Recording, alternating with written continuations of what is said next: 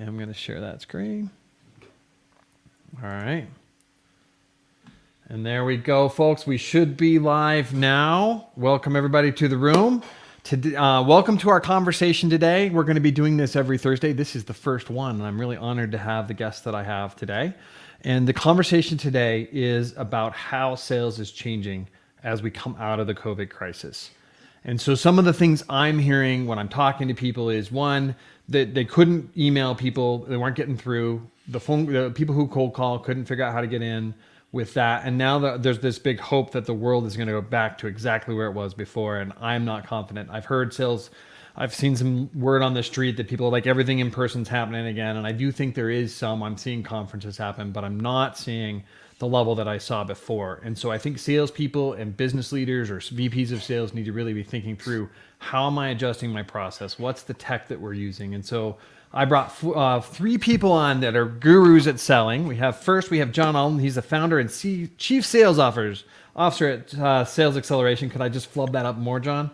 And so what he does, he founded this company, Mountain State Sales Solutions, to help small and medium-sized businesses grow and thrive. He really serves as an outsourced VP of sales, and he'll do things from, I know we've talked to him a little bit about compensation to building process and things like that. Then we have Chris Bozek, and he is the vice president of marketing for Vivos Therapeutics. But Chris has a really long background in B2B sales. And he's one of the people I go to for advice when I'm stuck on something. If I've got a complicated sales process, he's one of the guys I would say that I go to. He's 25 years of experience in complex sales. He works extensively within healthcare, pharma, medical device, and high-tech industries. And so he's just an awesome guy, and I'm really excited to have you here, Chris. And finally, we have Bill Caskey with little wavy things by his name, which we always appreciate people who are willing to use those. And Bill, I have followed Bill on the Advanced Selling Podcast, which is one of the podcasts that he runs for over 10 years now. People laugh. I think if you were sitting in a sales meeting, you might hear Bill. Some of Bill's voice come out because I've listened to him so often. I just kind of naturally sound a little bit like him, but I'm excited to have him here today. Bill started off disliking sales, didn't like it at all, became a sales coach. He's a guru. He is one of the hosts of the Advanced Selling Podcast. He has his own podcast, and I like both of them. So there is that. So gentlemen, let's get started with our conversation today. But before we do, I have to do a little bit of, I should have had this slide up. I guess I'm getting not ready for prime time here yet. So there are the people presenting today. My name is Mike Black. I'm the managing partner at Page Black. I will do a quick bit. Hello, everybody on LinkedIn. Hey, Brooke, good to see you. If you're thinking about marketing, I want to talk briefly about the problems Page Black solves with marketing. And one is guess and try marketing. What we mean is you try all these different things. You don't get a lot of success. Can't communicate how you stand out. We say in marketing speak, that's differentiators. You don't know how to explain how you're better than your competition. You just have lack of clarity on what's working. We'll help you figure that out.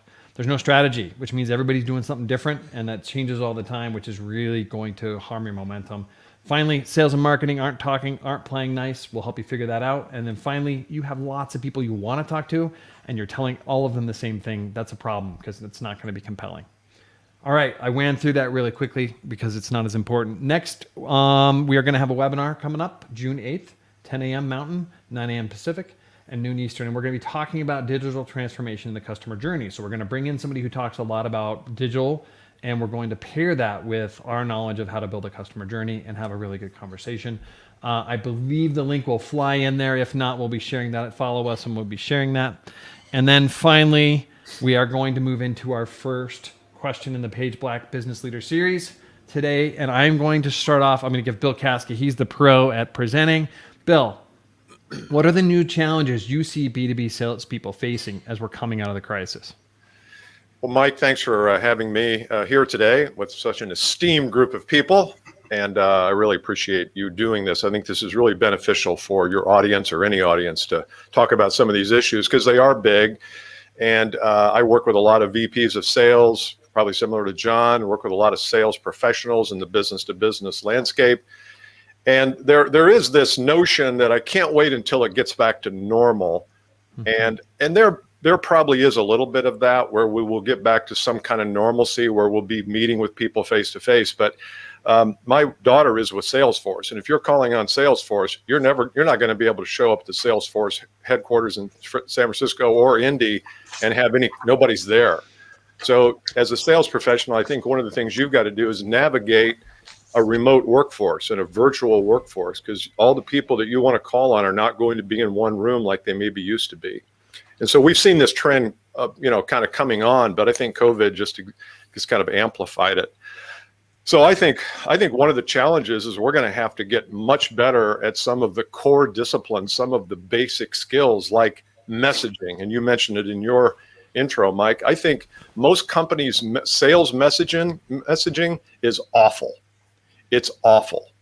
And what I mean by that, it doesn't message with the customer's circumstance in mind. It messages from our circumstance where we need the business. So we're going to tell you how great we are, and the customers and prospects really don't give a damn how great you are.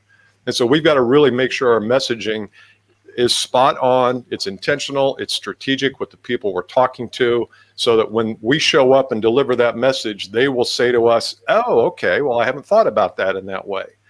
And so there's a lot more to it than that, but I think that's going to be one of the challenges. We just got to get back to the basics, doing the blocking and tackling, which I hate that term, but I'm using it that we've always done. We just got to be much better at the core skills that we've always needed to be good at. Absolutely. What strikes me, Bill, we talk a lot about brand-centric communication, which really just means you're saying how great you are. And then you start to talk about, well, if you're and that's just not compelling, because it's just somebody walking down with a megaphone talking about how cool they are. And if you see that on the street, you don't walk, you run. And I think it's the same thing. You just leave because it's not compelling at all. Yeah. All right. So John, go ahead. No, I'm sorry. I think I would echo there what Bill said. I think the other thing to think about too is just the sheer volume of communications that COVID has created. And, back to, the example of how you were talking about the blocking and tackling, everyone pivoted when COVID hit and they started doing, every online tactic that you could possibly think of. And it just created this huge volume. So that concept of, hey, we got to get back to normal, businesses have been inundated over the past year. So how do you cut through that clutter as an individual, and how do you make sure that you're on point is going to become more important than I think it probably ever has been? Adding to both what's been said so far is I think COVID accelerated a momentum in selling that maybe we weren't quite ready for, but we were heading toward that, and that is a combination of doing things in line, defining what the new normal is. I'll take a little bit of a step backwards. Some of the challenges is sometimes you need to take a step back, both at the direct line salesperson and a sales organization, and really measure, hey, how did we fare through COVID? Some organizations did extremely well. Mm-hmm. Others set back their business in a huge amount. But how did you fare? How did individuals fare? And how did your population of salespeople fare through COVID? And what can you learn from that and adjust to that moving forward to define what that new normal is? Right, because the new normal, if you're thinking COVID's this aberration or just the not normal period of time, but we're not leaving that, what happened, what we've learned and gained since then, we're not leaving entirely. Yeah, so. I think John's got a point there. I think if you're listening to this and you have a sales team, I think you can assume that there is some uncertainty in your sales team. There's some shakiness, there's trembling, there's some wobbliness about where am I going? And if you're not addressing those things, then the well-being of your sales team is not good. It's not strong. And so I agree with you, John. I think we can worry about the customers, but let's focus first or maybe primarily on what's the emotional state of our sales team? Because if they're worried and nervous, they're going to pass that right on to our prospects. Yep. Yeah, and who's not going to be nervous with the amount of shift in our society that's happened and this unknown? Everybody's like, well, we're going to get back to normal. We don't know what that looks like. All of that. All right. So, Chris, I really appreciated your point. You kind of made this in a conversation we had, 6 months ago. I know you took on a new role. And you mentioned something, and I think this is important for salespeople to hear. You said, I really wish I'd never changed my title on LinkedIn. Can you talk about that experience a little bit? Because I think that you went from kind of a chief sales guy to a marketing guy and something happened and your experience was not good in some respects. Talk about that. Well, I think, again, it's that volume, right? Like we all get inundated every single day from B2B organizations trying to, work with us in some capacity. And, I think what Bill said early on, the lost art of how you strike up a conversation with someone and the lost art of quote unquote doing your homework before you reach out. I mean, John, that idea of COVID accelerated everything. And I think to some degree, people panicked, right? Mm-hmm. And the finer points of, from a sales perspective, how do I investigate and understand what this individual's business is all about before I reach out and start that communication kind of went out the window. I get inundated, right? I get 50 messages a day with somebody who wants to do business with Vivos Therapeutics. Some of them clearly have no idea what we do. Others, they've done their homework. And, like anyone will tell you, the ones that have done their homework have a much higher likelihood of me reciprocating, or anyone in our organization for that matter, reciprocating in the dialogue. So that's not new, but I think a lot of that got accelerated with COVID. And, I think to some of the previous discussion, folks need to think about that, and leaders in sales organizations need to think about that and think about what is our approach and how are we with laser-like precision making sure that we're putting the right message and the right tactics out into the marketplace. All right. So if I'm going to summarize the answers I'm hearing, and you guys tell me if I missed something, I hear one, do your homework and get the basics right, get the messaging right, understand who you're talking to. All of that still matters, even in this day and age where we can spam the living daylights of anybody with a click of a button. Two, take a look back over the last year and figure out what was working, what wasn't working, who was doing well, who wasn't doing well, and get the lay of the land of where that's been to try and understand maybe a little bit of where we're going, because some of that's going to stick with us. And then three, I really appreciate the idea of check in with your sales team and make sure they're okay. Because if they're not confident about what's going on, they're not going to project confidence in the marketplace. And if they're not confident, then deals are not going to flow. Did I miss anything out of that part of the conversation?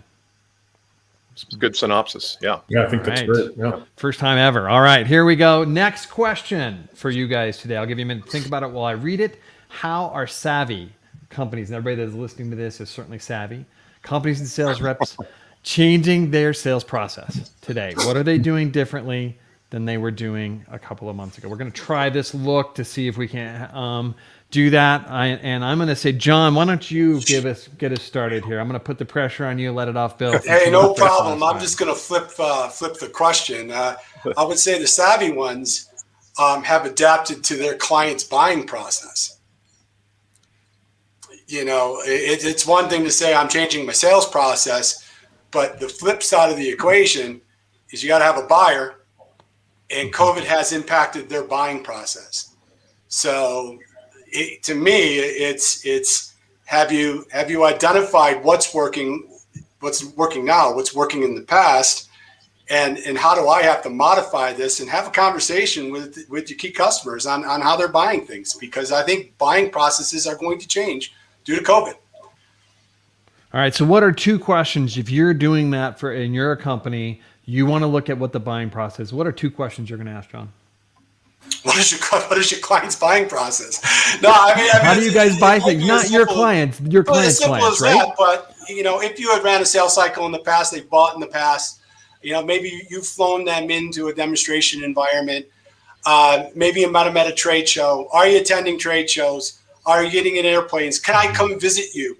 Are you qualifying them? I would say, if anything I've seen across the board with the clients that I'm working with, I've really pressed through the COVID times the importance of asking better qualifying questions.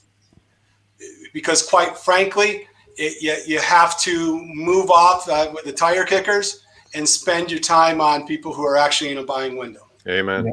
Absolutely. Yeah. Amen. Absolutely. right? And I think there's a tendency, well, I don't know that this is true. I know I have this tendency because I'm not driving a lot. I'm not having as many networking coffees. I now have more time to do selling. And maybe people like me are saying, well, I've got lots of time, so I'll go ahead and have a conversation, and you're wasting time because you're better off just going and generating more leads. But I think that's a process change in and of itself when we talk about, that changing of sales process. As Bill indicated earlier, it's forever changed. The landscape is forever changed. If I'm a rep out there and I think that I'm just going to roll up at a building and start, having conversations with folks, that world does not exist anymore. So I think, when we talk about the savvy ones really understanding how to use social media, how to use examples of like what we're doing here today to warm up those audiences and start that engagement process, and then move that into some sort of live interaction are going to be the ones that really make hay as we move forward here. All right. Can I share on that? Yeah, Chris, Absolutely. I think you're exactly right. When I look at the buyer journey from the time they don't know they have a problem and they don't know they need you all the way to the end where they're shelling out big bucks to have you, there's a whole lot between those times. And I think sales professionals in B2B have relied upon their selling skills when they finally have a meeting with somebody, virtual or otherwise. But the problem is that it's all the stuff up front before the meeting ever occurs. That's where you're positioning yourself. You're getting your message right. I've got a client who's in the oil drilling business of all things, and he was trying to explain his business to me. I don't understand it. Don't need to know it. But I said, "What's the biggest problem your customer has?" And he told me, and I said, "Have you ever published a video on exactly that problem?" And he said, "No, I never thought about it." I said, "Well, if you want to start the journey somewhere, someone's going to be searching for an answer to that problem. Why don't you be the one that has the answer to that problem?" Is that the sales process? Probably not. It's in that gray area between marketing and selling. But B2B salespeople had better be understanding how to start that journey. And sometimes you don't start it with a phone call. You start it with a LinkedIn video or an article or a webinar or panel discussion like this. There's lots of different ways to start it. But if your mind is focused on, I'm going to bang out 100 more cold calls today, you can't scale that. And plus, people don't want to talk to you. If we not recognize that, people don't want to talk to salespeople unless you have something that might be valuable for them, like a course or a video or a PDF or something. Then they'll talk to you. Right. That's exactly right. Building on that, the assumption that all salespeople or sales organizations can make today is that the basic information about your product is known. It's known. So when they do decide to talk to you and you read off your sell sheet, you've missed the mark. Right. You don't need And so the savvy ones know that, Mike. They have an understanding that they have to come ready and prepared to understand the pain points in their business and understand the value proposition that sells that helps resolve those issues that the potential client is facing. All right. Yeah. Before I summarize, I'm going to double down, and you guys can comment as well. But I'm just going to say, I'm looking at you, people that are watching this, and saying, if your people that are your buyers don't know about your product and that information is not out there, you have a huge opportunity, and call me today. Because because it's just the truth. Because we can definitely help with that, because you have an opportunity and it will not be here forever. All right. Jokes aside, other comments before I kind of summarize? Anything you guys want to add? No, I would just say that I think the sales process really must include some type of an unbiased assessment for B2B salespeople, so that when they call you up, you say, look, here's how we work. First off, we do an assessment or survey or whatever you want to call it, but that's how we know whether we can help you or not. That survey may turn up that we can't help you, and we'll tell you where to go to get that help. You've got to have some kind of an assessment. It can't just be you chirping all the features and benefits of what you do. People don't want to hear that crap, but they would like to have you come in and do a thorough examination of their situation so that you can help them decide whether you have a solution or not.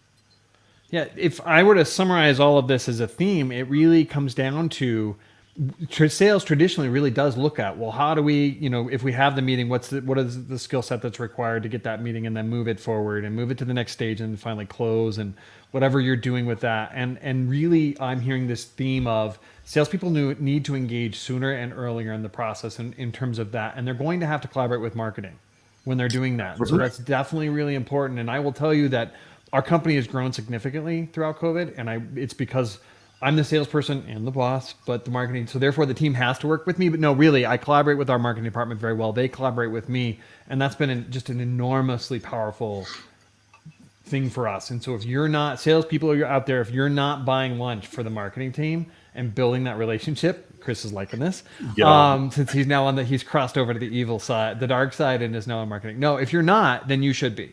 And that's a key piece. Our last one was actually on how marketing can influence sales. So that's good fun. All right, let's move forward. And I forgot to change my slide. Let's go pop over here. We'll get our next question.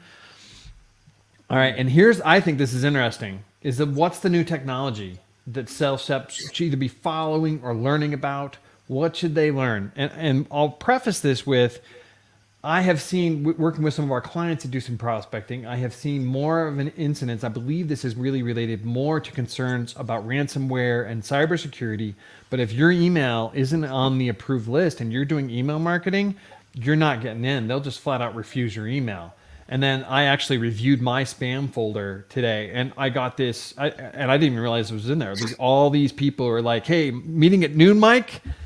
All these like 50 different emails with these calls to action that were clearly just kind of mass spammed out, that they can help me. In fact, we rebranded, and I had one from the same guy that was to my old company with my old company name in the subject. And now I had the exact same email with my new company name. And I was like, oh, he knows who I am. I exist. So that said, I'll give you guys, now you've had a minute to think, what is the tech that you would follow and think about? And Chris, you're the newest, you're actually out of the market with this right now, but what would you be looking at? Or maybe you can think about this from the receiving end. What's the tech that you think people should be using? Yeah. So when I think about technology, not necessarily a specific platform or a specific tool, but what I would be looking at, and what interests me from a marketer standpoint or from a business development standpoint of someone coming into our organization, is how are they connecting with me virtually, and how are they moving that conversation through the sales process? So what I mean by that is, if we take a step back to a little bit of the previous conversation that we were having in terms of the sales game is never going to be the same, right? So yeah, everybody's got a CRM platform, and yeah, everybody's got a marketing hub platform, and they're all doing the email things and things of that nature. What everyone is still not doing, and Bill mentioned this earlier, is really good video, and changing the paradigm in terms of how I'm communicating with people earlier on in the process. So from a sales perspective, I would be looking at anything that is helped me going to get a head start on that process, that is going to enable me to reach out to organizations in a different way, assuming that the environment moving forward is now always going to be a hybrid, right? I may be able to eventually get a meeting with someone, but in order to get there, it's going to require that if I'm doing an analysis, or if I'm presenting on something, or if I want them to understand something about my organization or even about me personally, I've got to have a really good way of communicating that, and a good way of communicating that that can be customized to the different people that I want to talk to. Boy, you're making me, there's two things I have to say on that. One is just a direct question. Is that there's a small number of salespeople that use something like, I think Bill talks a lot about co-video. I've used BombBomb. Those videos where you can actually have a video conversation with that one person. You can say, hey, John, da, da, da, da. Yep. Are those something you receive? And if so, do they stand out? I'm not receiving enough of them. And if I were receiving them, yes, I do believe that they would stand out. I've personally used those in the past, and used them successfully.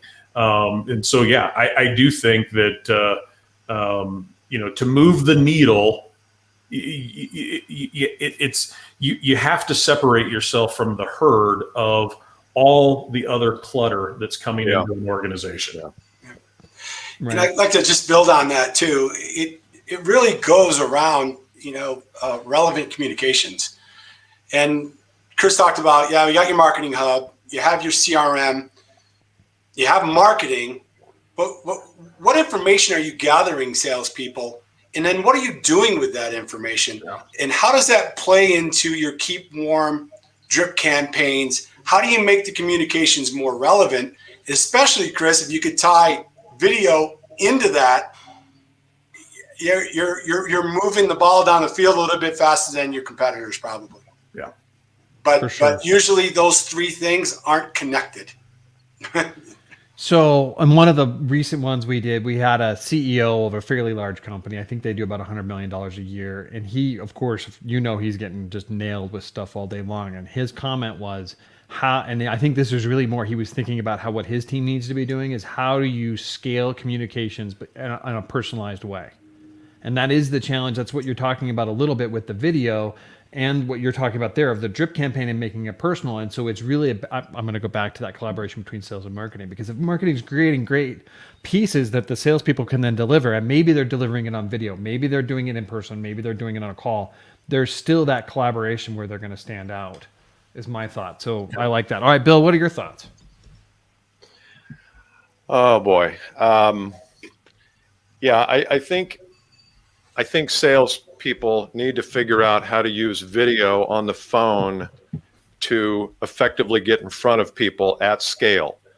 But I also feel like sometimes we use tech as an excuse. Well, I don't know how to use video, or I got this new video system. I'm gonna just blast out some messages, and it's like, wait a minute, the message, excuse me, the message is the thing you need to be concerned with. So yes, tech plays a part in it, but when you do reach out to that person, how do you sound? Do you sound needy? Do you sound attached? Do you sound desperate? Or do you sound like you're a resource and a problem solver and somebody who's really helpful? So I think the tone of the message itself, no matter what the tech is, excuse me, has still got to be right. And I get these bomb co-video, I get direct messages on LinkedIn, and they're all terrible. Hey, Bill, John Smith here. I'd love to catch a 30 minutes on your calendar sometime. Give me a call. Let me know. Well, who is this dude?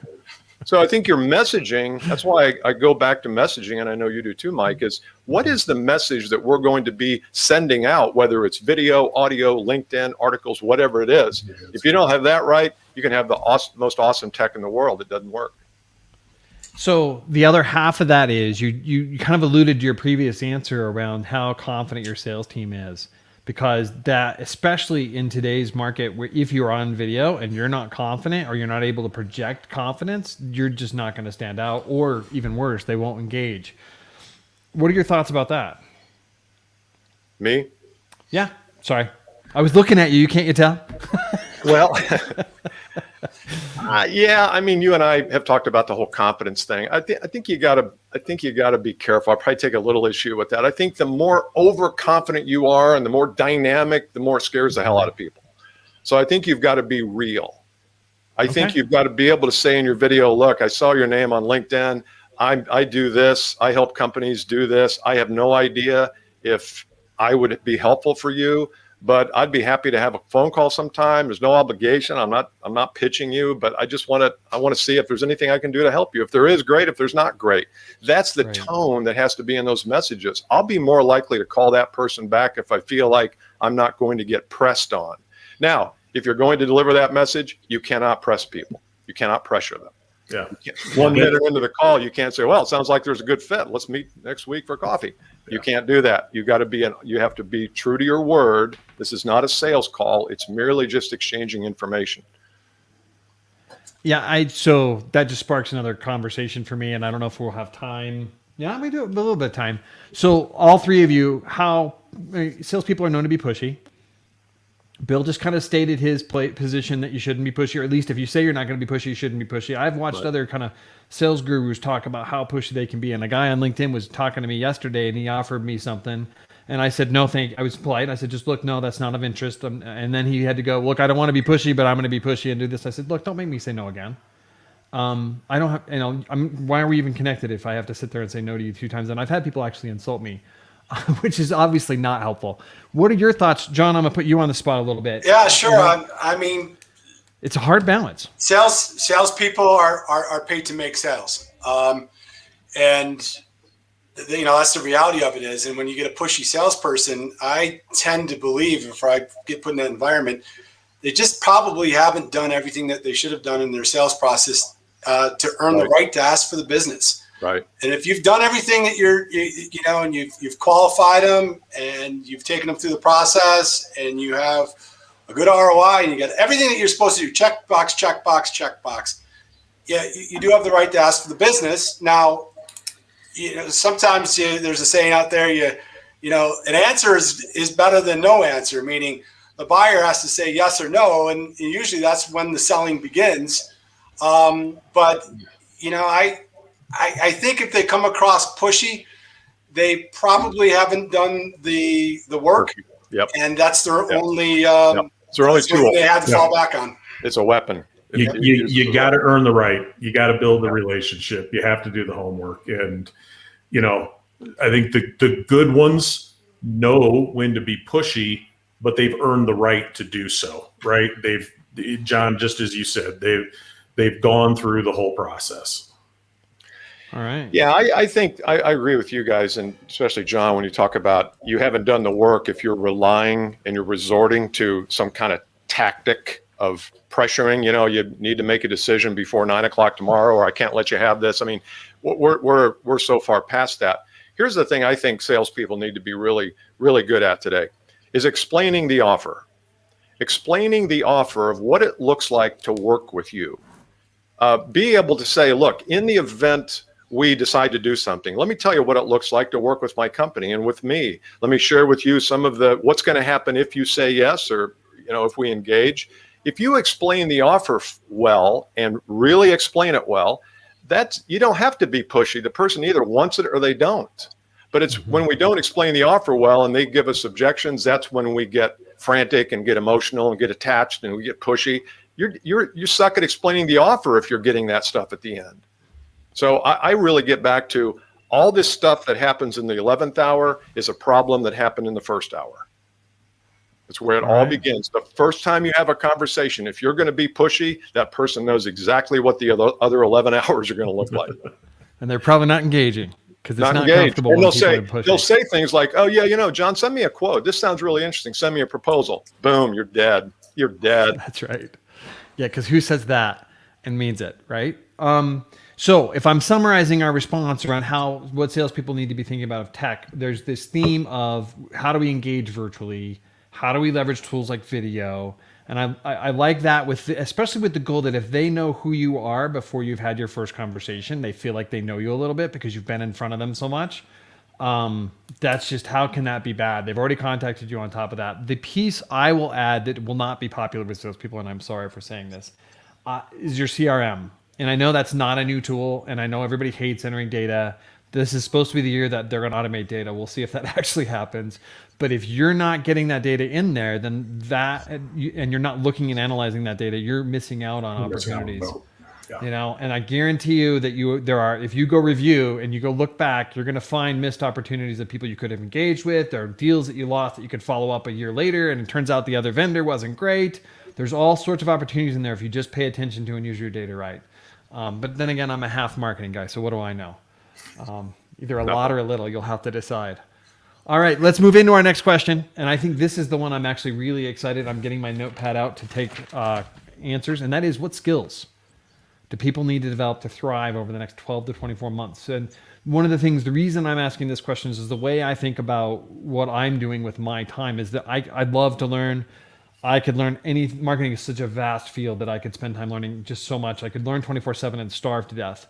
And so the approach that I have is what's critical for me to learn in the various areas of my job. And one of my areas of my job that is really important is sales. And so I'm curious to see the answers. And I think, Bill, let's start with you. What are your thoughts? I just wrote down a few things here. You didn't give me much time to write down 5 things, so I just got 3. Okay.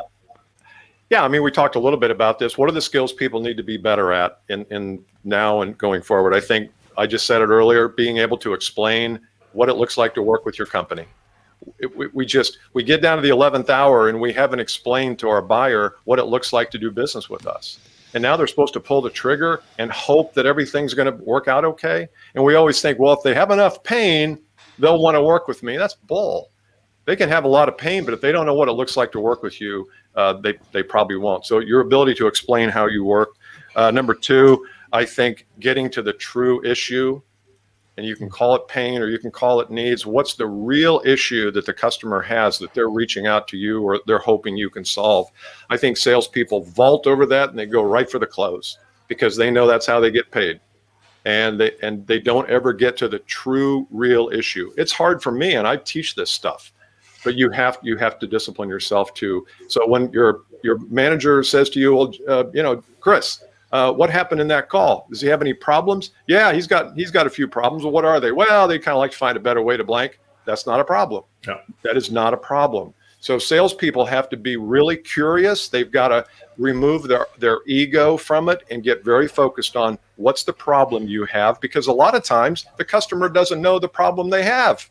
Well, if you ask them what's your biggest problem, they're only going to tell you what they know. What about the 90% of the problems they don't know they have that they have? Okay, I'm out. Right, Ryan Seacrest, I'm out. All right, John, let's have you follow that. How's that for pressure? Well, I just like to add on to it a little bit. Sales organizations and salespeople in general should always be working under the premise that they need to hone their craft. Yeah. Use a copy term, sharpen the saw. In one area, I think adding to what Bill was saying is they need to work on their storytelling, in a way that aligns the client's challenges with their value prop. But everyone likes a good story, and if you have the ability to communicate in a way that encompasses the client's challenges, your value prop with the results, what Bill was saying, what it's like to do business with them in a story that makes them feel comfortable and non-threatening, while you're selling without even the client feeling that they're being sold. I like to talk about tenacious curiosity as a sales rep, whether you're honing the craft, whatever, you have to be tenacious and you have to be curious. And listen, I carried a bag for, Bill knows this, for 20 years. And I think one of the things that salespeople miss a lot is the perceived notion that if they get to one single person in an organization, that person is going to be able to tell them everything that they need to know and or be able to say, yes, let's do this. When the reality is you have to be curious and talk to everybody. And it goes back to what Bill said earlier in that you have to really know and you have to really understand to uncover what the true issues are. And the only way to do that is by having conversations all over the place. And to do that now in the new environment where we're half in person and half virtual or whatever is going to take a new skill set of building relationships, some of which may be completely virtual and some may be real. So, I think those are all things that in the next 12 to 24 months, we're going to see evolution on, and things that salespeople should be thinking about right now. John, I was thinking when you said the ability to tell stories, I think that's so important. Have you ever heard so much discussion about stories and so few stories? I mean, everybody's talking about, we got to tell stories, got to tell stories. I haven't heard a good story in the last 2 years, and I'm begging for one. But we're not good. You're right. We're not good at crafting them. We tell them in a wing it sort of way instead of really saying, okay, I'm going to write this story down. I've got a client who came to me. They had this problem. We fixed it. Their life is amazing now. Write the frickin' story down. Get it on paper. Document it. Practice it. Practice it. So when you get in front of a prospect, you're not winging it. And the last thing I would say here is when I think of the kind of the ultimate skill, guys ought to write this down. This is the ultimate skill for all sales professionals, regardless of your business. You've got to create the atmosphere where they want what you have worse than you want what they have. That's right. And if you can do that, and that requires a lot of storytelling, like John said, a lot of things, Crystal, if you can create the atmosphere where they want to buy worse than you want to sell, you are in command of the process then. If you don't, there's going to be that uphill battle and back and forth and objection handling and 11th hour and discounting and 12% close rate. So it's a lot easier said than done, but that should be what you're pointing toward. And if you don't mind, Michael, I'd just like to take that up a level or 2 levels to your first line managers or your senior sales leaders. With the storytelling, it's the same thing. I've sat in kickoff meetings where the president of the organization with 122 slides in a PowerPoint deck put everyone to sleep. And I've been in ones where the guy had just a little note card. Hey, I wrote some thoughts down on the plane out. Yeah. And I just told stories for an hour. And I would tell you the latter was more impressive. Absolutely. Yeah, absolutely. Right. And the way you lead is the way your people are going to sell is a piece of that for sure. There's research on that that's related to a previous life. So what's interesting to me is if you take all of these together, the skills you talked about almost unanimously had very little to do with COVID, very little to do with anything. They were all skills of how do you relate to people. And Chris kind of edged into this idea that it's virtual, and that's what you really have to figure out is how do you use all these old skills? One, continue to hone them, get better at them because we all can improve. But 2, how do you do that virtually? So that's fascinating to me. All right, we are going to move on to the 5th and surprise question. And that is, and Bill wasn't ready for this. Everybody else got a bonus because I forgot to let Bill into the meeting. Sorry, Bill. But first, next week, we're going to do another LinkedIn Live. And this one is how business leaders can prepare for inflation. So same time, same place. It'll be here on LinkedIn on my channel. And we have a CFO, another salesperson, and then also, I'm trying to think, a CPA are all coming in to talk about what can you do as a business leader. When obviously inflation's in the news, we're seeing supply chains are becoming more expensive. Your costs are going up in terms of supply chains, everything else. What do you do? And so that drives my next question for all of you. And that is, I'm hearing on the street, I talk to people in manufacturing, their costs are going up. Steel is up, eggs are up. And so as a salesperson, you need to start thinking about how am I going to talk to my customers and future customers about raising prices. And so, John, you had the first shot. Let me figure out where the button is to make us all go on the screen. John, you had the first opportunity to look at that. What are your thoughts about that? Well, price increases are a way of life. I mean, it's happening, and it seems like it's happening at an expedited rate here. As a sales leader, I always thought when we knew a price hike was coming, we leveraged that to bring in more deals. How do you figure that out? And if you're the person putting those price increases in effect, give your sales organization a little runway to get some deals done. But it's just the way of life. And if you're not able to say take advantage of that or leverage that in the short term, in the long term, you're just going to go back to everything we talked about in the last hour. You're going to have to hone your skills and deal with the price increase. Yeah, there you go. Totally fair. All right, Chris, what are your thoughts? Yeah, no, I would echo a lot of what John said there. I mean, I think we kind of, in some ways, answered that question and everything that we were just talking about, right? I mean, it's you're going to have to make sure that the value proposition, and it sounds cliche, but if that is on point and you've done all of the work, a lot of times price doesn't really make any difference, anyways. All right. This is anticlimactic, but there we go. Bill, I gave you an extra minute and a half to think about that. What are your thoughts? Well, I think you have to tell your top customers it's coming. We all know it's coming. You don't put $8 trillion into the economy and not expect inflation. And that's not a political thing because both parties have done it. But I think you have to say, look, your CEO needs to get on a video and say, look, guys, here's what we're looking at. Next quarter looks good. Next quarter looks good. I anticipate some rise in costs over the next 3 months. I don't have any news for you now. I just want you to get ready. I mean, something like that, at least you're over communicating and don't make the first communication the 7.9% price increase. Because I used to do that in the wire business. Copper would fluctuate wildly. and we would never let our top clients know it was coming. They'd get a frickin' FedEx letter, and people would get so bent out of shape. It's like, you couldn't even call me about that. Well, truth is, we were all scared to death to call people and tell them.